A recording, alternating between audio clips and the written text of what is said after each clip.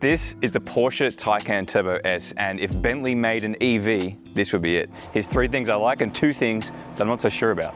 Number 1, just look at it. It looks futuristic. Look, I wouldn't get this color, but with these wheels and these 10-piston yellow brakes that you can see peeking out from behind the guard there, I think it's perfect. And then at number 2 for the things I like, it's the performance. There's no engine underneath here, but the Porsche Taycan Turbo S has 700 kilowatts of power in launch mode. That's good for a 0 to 100 time of 2.4 seconds.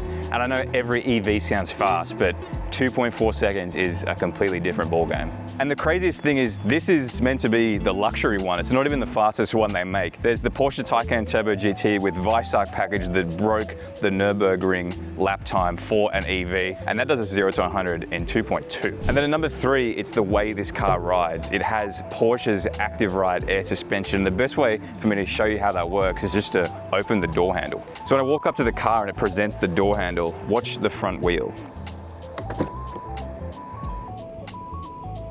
The car lifts up quite a great deal to make it easier to get inside, and it can do that while you're driving on the road too. It can read the road surface in front of you and adjust the suspension accordingly.